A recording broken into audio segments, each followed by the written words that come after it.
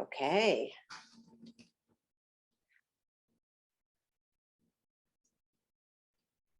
So what I would like to do, and I'm actually starting, I think, a minute early. I would, first of all, like to welcome everybody. It is a very busy time of the year, and I do understand the constraints you have on your time. So I am excited, however, to bring you a program today that is different from our other programs. It's about some new and exciting things that are happening in our school district. And I'm excited about that. I'm sure you are, as both parents and community leaders.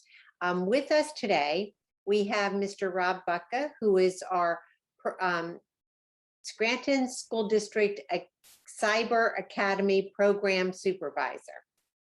And he is going to share with you what we've been doing with our new cyber program. We also have Mrs. Ann Griebeck, who is our Director of Elementary Education. And Ann is going to tell you about all the exciting things that we've been working on. And Ann has been working with many staff members and committee members to bring you some new exciting curriculum this year. And we also have our business genius, Mr. Pat Laffey, who is here, who will once again talk about revenues, expenditures, and debt service update. And this is part of our recovery plan to keep everyone understanding where we are financially in Scranton School District. I certainly will always invite anyone to ask questions. And then, of course, we'll end our meeting today. I'd like to begin with a thank you for those ESSER dollars. And that's because of the pandemic and because of the federal government. We are very grateful for those dollars. We've been able to do what you're going to hear about today because of those dollars. And then I can update you at the very end of our meeting about the path forward with some of what Mrs. Griebeck is saying and with what Mr. Bucka is saying. So let me begin by introducing Mr. Rob Bucka. You might know Rob. He's been in the district and at a couple different buildings. I think I first met him at Northeast Intermediate School as the principal, and he's been in the district a very long time. We're very grateful for his work here, and he actually wanted a challenge. And Rob, I don't know if you knew what kind of a challenge you were going to have with the new K-12 cyber program, but would you please update us on where you are with it and how the population, et cetera, of the program? Absolutely. I apologize. I'm gonna say hello to everybody. I'm gonna go from this side over here, if that's okay. I'm gonna share my screen. A couple of things to share here. So from the appointment, I'm just going to go back. I'll go back quickly. When I was appointed back in June, I requested to Ms. McTiernan and the upper board or upper administration if I could open up the cyber program because it had been closed for a while. We did get a chance to do that and open it. At the time, we had 156 kids in the secondary, and then it turns out that we graduated 56 of them, so it came down to be about 100 students that would have been left. Shortly thereafter, I found out that we were gonna look after I interviewed. We were gonna be opening the position, and found out after the position I got it, we had 931 students that were outside of our district. So what my goal then was to find out who they were, reach out to them. I sent 365, I think you can see the thing here. On the 21st, day before I was appointed, I sent 365 emails to parents that I had emails for that were previously in the district but were outside, which was Howard Gardner, Agora, CCA, Commonwealth Connections Academy, you name it, we did it. I also mailed 931 letters and snail mail, regular post office mail, and I feel that it was very positive after I had the final today, as of the 25th of August. I have 18 students that were previously in cyber programs that are back in our program, which is good. I'm really happy about that. My goal was thinking originally shoot low in 10, but to have 18 is excellent. I have 4 more waiting in the wings. They're waiting on the registration. I talked to the mother this morning. They're doing the registration. She's got 4 students that were at Agora last year. That would bring our total up to 22. I was doing a spreadsheet and I just couldn't keep up because our registration was so great in the cyber program. Let me go here. I'll go, let's see here. I had to build a master program back from scratch because what was happening last year previously when I was the 7th to 12th program coordinator, and we had students in the 5 secondary buildings, but they were out of their buildings, but identified simply by a C calendar or a code. And it was extremely confusing. I met with Ms. McTiernan, Mr. Doherty, Julie Maloney, everybody, because we needed to have our own building if we were going to truly make this successful. And by building, I mean building code. So it's a program for all the students in the district, but it's also becomes building 114 and makes things a whole lot easier as far as tracking purposes and reporting to the state and PIMS, other things that I've heard on these meetings as well.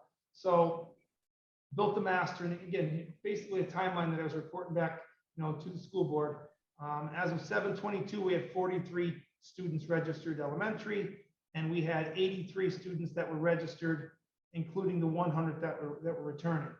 Suji Imbrone, Sandy Newhart, Gina Bennington, Julie Maloney. I've had so much help with building the master and returning the students. I can't thank them enough. I learned some new things through Mr. Laffey. We had some meetings with Pearson. I didn't know what an RFP or an RFQ were or any of these letters, but I found out that I had to put things out to bid. How to do that? We actually came up with Pearson Learning as our platform. I couldn't be happier with the choice that the committee made. They voted on it. We did do a Zoom meeting with all the committees and reviewed all of the documents, and we came up with that. And let's see, I think some of this you don't need to hear. We were waiting for scheduling. Some things got cleared up by Ms. McTiernan, where we were going with related arts and stuff for the students. But this was the new update. The newest updated numbers as of about half hour ago. We're up to secondary, including the 100 that we started with due to the rollover. We're up to 290. So there's 190 new students that came from our school district, and some that did come from other cyber academies or cyber charters, Howard Gardner, one from All Saints, some other schools like that. Several out-of-state students that were waiting on to be cleared from registration. Our K-6 cyber is exploding. We kind of knew this was going to happen after talking with Dr. Finan and Ms. McTiernan. Once the mask mandate came in, it really took off. We had our administrative retreat on the 2nd of August. We had 51 students enrolled, 6 kindergarten. You can see everything right here on the screen. But as soon as the mask mandate came out, I believe it was right around this week here, you could see that the numbers were ballooning. We're at 143 as of this second. I met with my 2 appointed cyber teachers 2 weeks ago, and they were going to be splitting and taking, because the numbers were so low, some were going to do K-3, others were going to do 4 to 6. And it's to the point now where I am in need of 1 for every single grade, and some of these are actually over the max capacity. So we're working on looking at let me see, I'm going to share my screen and switch screens here. Let's see, share screen again, switch screens. So literally as we sit here in real time, this is the spreadsheet that they pop in on. secondary and elementary. Nobody knew as of the second, which is pretty good. And now the building counts, I just completed this not too long ago. And it shows exactly where the students are coming from, the numbers, total number of students in the buildings, as well as the secondary, the building counts, but here are the elementary counts, our secondary counts as well. I updated that. And again, something I shared with you just now, but it is a lot of the calls that I'm taking, to be perfectly honest with you, are that they're concerned about COVID. A lot of the parents' concerns are my child isn't of age to get the shot, or I just don't feel safe. Can we stay with your program? What do you have to offer?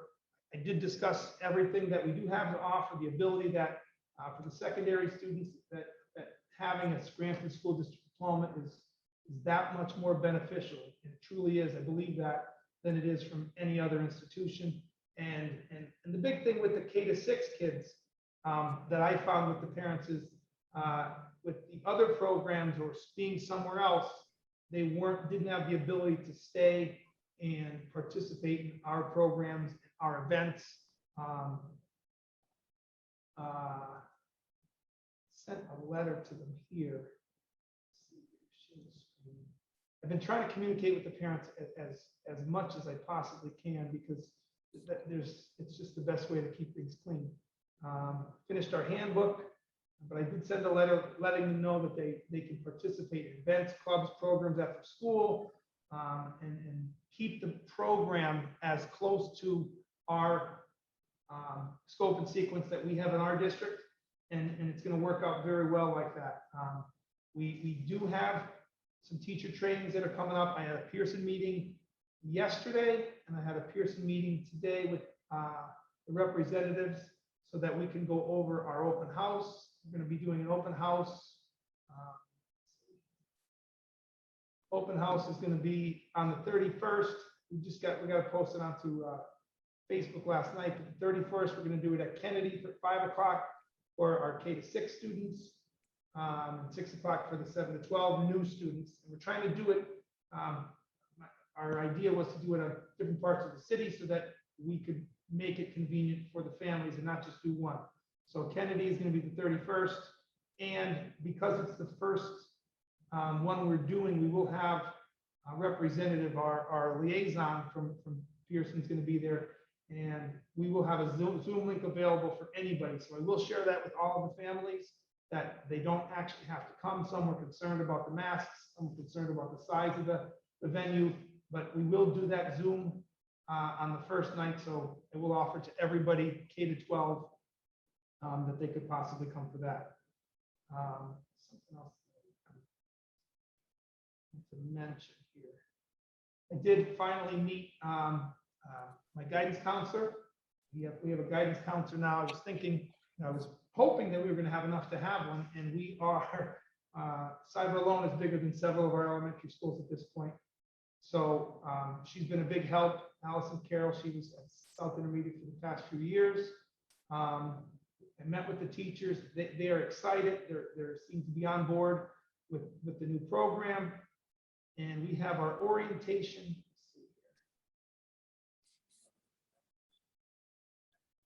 Yeah, also here, yeah, there it is. Orientation for the teacher training is going to be 1 to 4 p.m. on the 31st. And then an hour later, we'll be over at Kennedy doing our open house for the families. But I'm excited about the program. I can't believe, like Dr. Freiden just said, that the rate at which they're coming in. You can see here, even in the secondary, between the 19th, which was just last Thursday, I think it was Thursday, there was 120 up to, I'm sorry, 220 up to there. We had 70 since last Thursday, and it just isn't stopping. And that's a good thing, because I think that, the money and the students that stay in the district, it saves the taxpayers money, and we don't have to pay out for those that we go into other institutions. When ours, we know, and I think we all believe on here that we have the best teachers and we have the best programs to offer. So I think that's everything. I have a lot of other stuff here that, it's just scheduling stuff. I don't think we really need to share, but I don't know if anybody has any questions. And we'll entertain questions for Rob, if you have questions. I have Rob, a question. go ahead, Roseanne. Thank I you. just wondered if you're tracking or you're seeing an increase from the special education students with IEPs Yeah. looking to enroll. Yes. So as I'm tracking, I'll share my screen here and I'll go in. Elementary, it just came up just now. Mr. Castrovinci sent an email out today. Can you see the spreadsheet there? Yes. Okay, perfect. So let me get over to it. Form responses. As we're going through it, I mean, the students that come in real time here, I keep having to do a sort. And then I should have thanked you before. Megan, You may not, Rob, I don't think you should share that screen because okay. there's information on there. Yeah. Yeah, okay, thank you. You know, you're right. So, but yes, to answer your question, Roseanne, absolutely. We have right now, I think I'm at 24 in the elementary, 24 students that have IEPs that are in the program. I was just notified yesterday that we're going to add an autistic support teacher that's going to do the same programming, I believe, as they would be, maybe, Ann, you could help me out, I don't know, is Sharon on here, saying that they would be doing at Monticello, that they'd be doing it through the cyber portion. So it would be cyber for all those students. I know I received 2 students today, yesterday from West Granton High School that are in the life skills classes. They're in. So now we're to the point now where we're scheduling IEP meetings, letting them know what it is. IEPs look a little different because it's obviously cyber, but I know 1 or 2 of the ones that we discussed already, PCAs are going to be included because they're absolutely needed for students. So to answer your question, yes, 25 in the elementary. I think we're up to 59 in the secondary that are special ed from last year, and new kids that are in as well now. Great. Thank you very much for providing that detail. No problem. Any other questions for Rob? You can see this is a work in progress. And I think the word explosive is a good one to use with the population. It's a good thing. We've given parents an option, and I think this is a very good thing. Rob's worked very hard this summer for locating the right program, working with a number of companies. We went through the right process, and as I have mentioned in previous recovery meetings, we've used ESSER dollars to purchase these curriculums, and we're very pleased with where we are with it. And of course, Rob, just like Ms. Greenbeck, worked with their staff and committees to find the appropriate programs. We're happy it's Pearson. Pearson, if you know anything about Pearson, they also are, their learning platform is used in many online venues throughout the Commonwealth, so and in other states, so we're very pleased with that. I can't thank Rob enough for his hard work. I think he works 24 hours a day, 7 days a week. I don't think he slept since the explosion occurred. So we're thankful for that, Rob. And I know he must want to throw the towel in, but we're very thankful that you're still hanging in and moving this program forward. You're the right person for it, Rob. So thanks. I appreciate that. One other thing I do want to add there is Pearson has 20 years in the programming of cyber. So that was one of the big things. And I called some of the districts that have it, and they were very, very happy with the program they had. Some of the districts didn't use our teachers. I'm sorry, their own teachers. They used teachers that were from Pearson, but we found that, and again, I know the teachers in the district from the buildings that I've been in, and I wouldn't want anyone else teaching my children. And I had 2 that just graduated, and I have a junior in the high school. And if they were in it, I would want ours as well. And again, my wife will tell you, it hasn't stopped. It hasn't stopped. I was working on the open house It was 11:30 the other night, and I was trying to squeeze it in. But you know, we just have to. I want to make sure that it's going to be successful, and I really believe that it's going to be. Little chaotic in the beginning, but you know what? Once it gets going, I think we'll be good.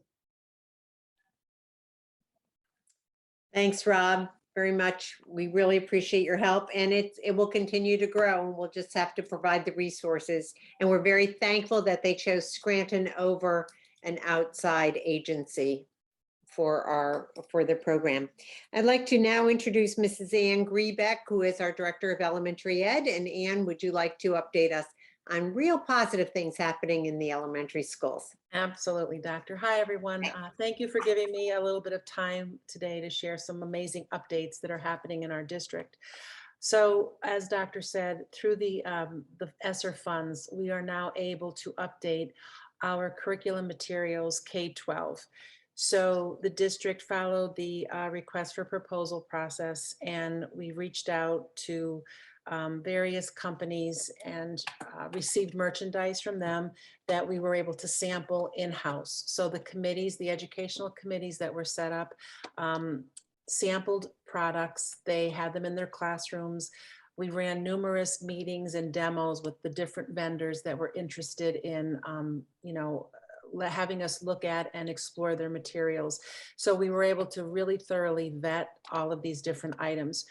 And through that process, and in collaboration with the members that are on the educational committee, we vetted these materials and made the recommendation to the board to update our outdated materials K-12. So it's a positive benefit for our students and staff. And the board approved the recommendations of the committee to update the following. So for an example, in reading, we're going with a company called Savis, and that is going to be implemented K-12. For math, the committee selected McGraw-Hill and Cengage for the specialty areas at the high school level. Pearson Learning, as Mr. Buckus said, is our new elementary cyber platform for our students in K-6. We selected a web-based benchmark assessment program beginning in 3rd grade. And we're excited about that because this web-based assessment will help us identify students' strengths and weaknesses, and then it will tailor-make a program that kids can utilize that aligns with our assessments and provide those digital interventions for kiddos as they work through those grade levels that are tested. So we're very excited about that. We also, Mr. Geneleza had he took hold of the SEL, the social emotional curriculum K-12. So he spearheaded that entire committee in selecting the program that we're using for social emotional curriculum and programming. And at the secondary level, the final update is social studies. The committee selected Houghton Mifflin Harcourt for the secondary social studies program. We are planning a general overview for Savis and for the reading and the math, August 30th and 31st, for all teachers in the district who are interested. It's a 2-hour session, and it's going to talk to them about the digital component, how it meshes with Google Classroom. There will be handouts and directions for teachers who are unable to attend. Teachers obviously will be compensated for their time should they choose to attend. And then we're also currently in the process of setting out a complete PD for professional development plan for the year, beginning with October. I think it's October 8th is our very first full day PD. And those companies are preparing to do a deep dive into their materials with our staff. So it's a regularly scheduled day off for kids, but our teachers will be learning about the program more in depth on that day. So those are huge initiatives. They're part of the recovery plan. We had to do an audit and vet and adopt new curricular materials. We're doing it K-12. So the program and the language and what kids are learning is consistent from our elementary to our intermediate to our high schools, which is really critical. So there isn't a disconnect between one program and another. So we're really excited about these new these updates, and we definitely know it's going to benefit the population that's most important to us, and that's our students. And it's going to help our teachers use new, exciting, updated materials, and obviously benefit our community moving forward. So we're really excited about those updates, and I thank you for your time. And if anyone has any questions, please don't hesitate. Reach out and ask. I'll be happy to answer them. Anybody? Questions for Ann? Again, we're grateful for the ESSER funds because as a result of those funds, we're able to afford all these new adoptions. And they are hundreds, well, millions of dollars. So we wouldn't have been able to do it without those ESSER funds. So we're very grateful.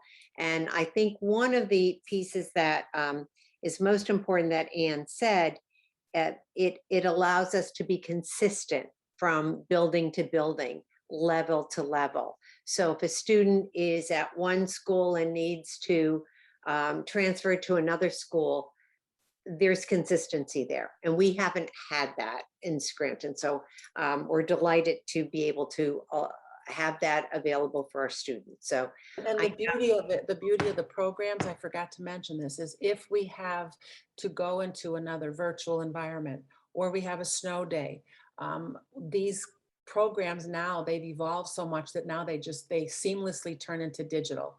So teachers have that digital access. So do students, where they can log on and access the curriculum electronically, which is huge. They also mesh with Google Classroom, which teachers, as you know, receive their instruction, provided their instruction, and students received their instruction last year digitally through Google. And these companies have evolved in such a way that they are able to provide digital learning. Should we ever have to go that way, or students who are absent, they can access the materials online and not miss a beat. So the committee really vetted the program, and they graded them. They use a rubric. They had to evaluate. So a lot of time and energy went into making sure that the companies that were selected checked off the boxes for the teachers, knowing what was most important to our students. So we're very excited about that. that's terrific.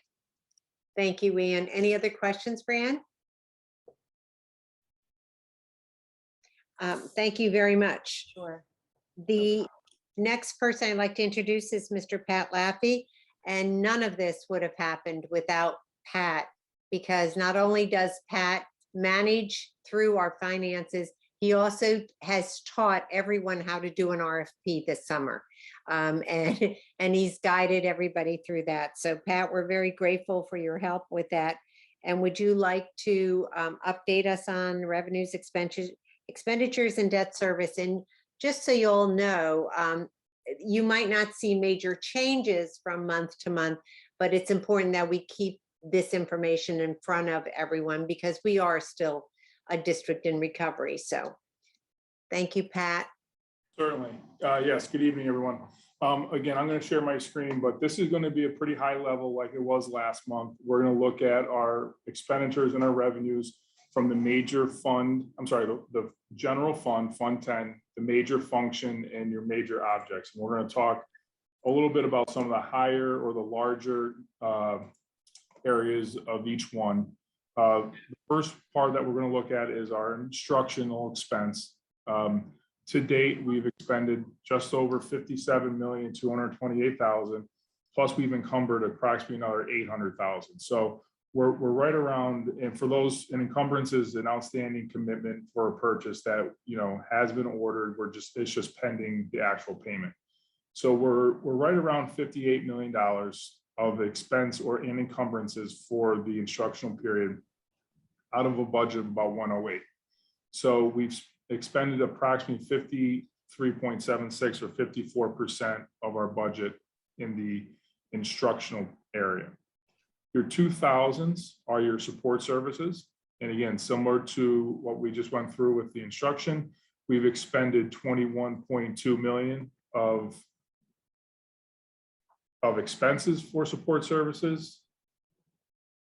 And we've encumbered another $960,000 of encumbrances for that major function.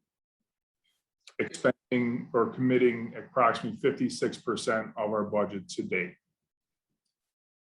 Your 300, which we're going to jump down to your next page, is your community services, your student athletics.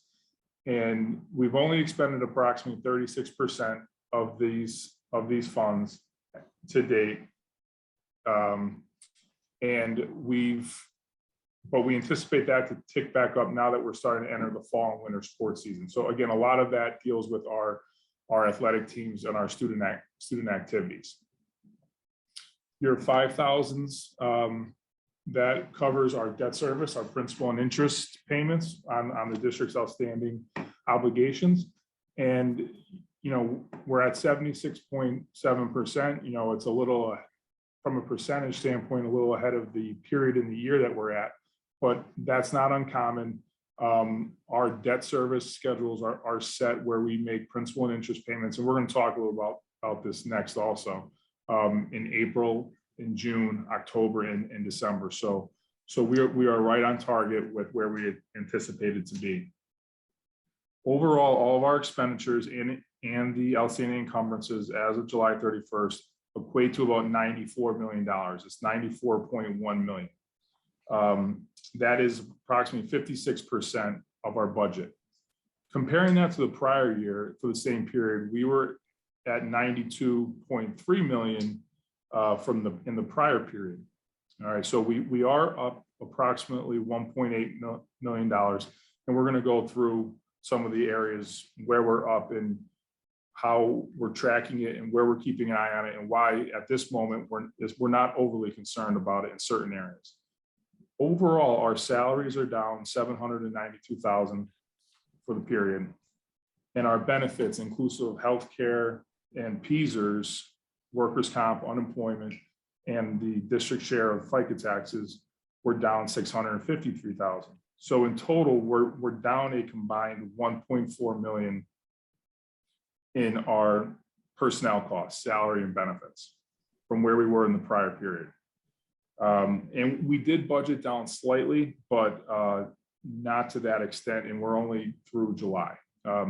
Obviously, we actually anticipated being, although we're showing being down in salaries, we actually anticipated kind of being up in salaries a little bit because we did settle or come to two agreements with district bargaining units that included salary increases that are offset by reductions in healthcare. And we are seeing that, so that's a positive note. Our purchase services, which are your 300s, 400s, and 500s, this is where we're seeing that spike. We're up $3.1 million from the prior year. And almost all of it is related to the charter cyber increases. We're currently at 6.9 million expenses versus 3.8 in the prior year. So there's your $3.1 million increase. As Mr. Bucka presented earlier, we made a really strong initiative to expand our cyber program, our cyber offering, bring some of those students back to curtail some of those cost increases. Our supplies, our 600 and 700 objects, they're right on par with where we expected to be. From year to year, they are up a little bit, but they're offset by increases in our ESSER funds, which we'll discuss when we get to the revenues. And we also have a small budgetary reserve in our debt service schedule. We budgeted $150,000 for TAN interest, which we were fortunate enough not to have to utilize a TAN this year. So that's an area where we do have some budgetary savings that could be used to offset some of those anticipated increases. So while we are up from the prior year, and 3.8 million of it is related to charter cyber, we're down in our salary and benefits. And if you were to extract out those ESSER purchases that are offset by increases on the revenue side, we're right where we expected to be. I think, we're very comfortable at this point. So, nothing overly concerning. Obviously, the charter cyber is a very big concern, but the district's put, a good faith effort into kind of controlling those costs. So we will see where where that ends when we enter the school year. And hopefully we have a better report for when we present in the September meeting. We'll discuss revenues. So your 6,000s here, those are your revenues from local sources. We've collected 57 million thus far of the budgeted 70.5, or about 81%. Again, that's no surprise with the timing of our tax bills in our budget year. This is what we expect. We are up from the prior year by 1.8 million. The same period last year, we were up 1.8 million. Okay, well, obviously we did budget to have a real estate increase. Our real estate increases are actually ahead of pace from where we anticipated to be. We're up 2.7 million from the time that we were the same period last year. The budget didn't anticipate that much of an increase for the levy of taxes that we issued. However, again, timing of collections, plays a major factor in this. So again, I don't think we're going to end the year there, but it's nice to see that we are ahead of where we were last year, anticipating the tax increase, but even a little bit ahead of that. Now, if we're up 2.7, how are we only in real estate? How are we only up 1.8 million overall? We're down 600,000 in our delinquent real estate tax collections, but that is according to budget. We didn't want to borrow we sell our delinquencies, so we didn't want to borrow as much or sell as many of them. We wanted to lower that liability. So it's right where we estimated to be. If you were to reduce that by the 600,000, we're about 2.1 ahead of where we are. So again, overall local revenues, where we anticipated to be, and actually a little bit better because we did budget down for 2021, not knowing the impact of the pandemic. The state revenues, we are at 40.2 million as opposed to the $40.2 million last year. So we are right on par. Someone might ask, well, if we had a BEF increase and a special ed increase, how come we're not seeing that yet? Well, the largest piece of it being the BEF, we're going to start seeing that impact in August. All right, so our August subsidy for BEF should reflect that increase that we were fortunate enough to receive this year in the governor's 21-22 budget. Your 8,000s reflect your federal programs. We are at 6.1 million compared to only 3.3 million last year. That is directly related to the ESSER 1 funding of $2.3 million. So while we are up, we anticipated being up from where we were in the prior year.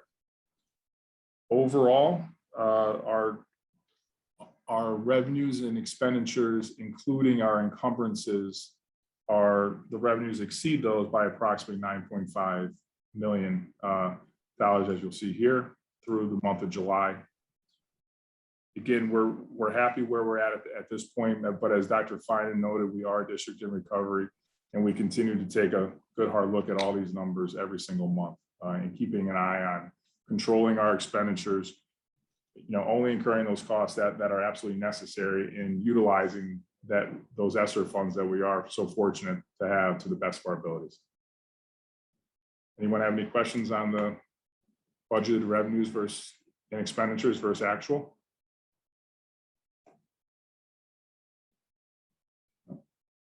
The next part that's part of the required reporting monthly is a review of our debt service payment summary. This is a summary prepared. It has not changed since last month. As noted, you will see here that our payments occur on April, June, October, and December. So this is going to look pretty consistent until we get to our October meeting. But the district has budgeted 16.9 million for our outstanding obligations. And to date, we have made the principal and interest payments of $13.2 million. Everything's been paid on time to the paying agent. And at this point, we remain in good standing. And as you'll note here, we do have some bonds, as we discussed last month. There are some that we have an intercept agreement with. So PDE actually withholds these principal and interest payments from our basic education funding and makes the payment on the district behalf. But to date, we are current and we intend to stay that way. Thank you, Pat. Are there questions for Mr. Laffey?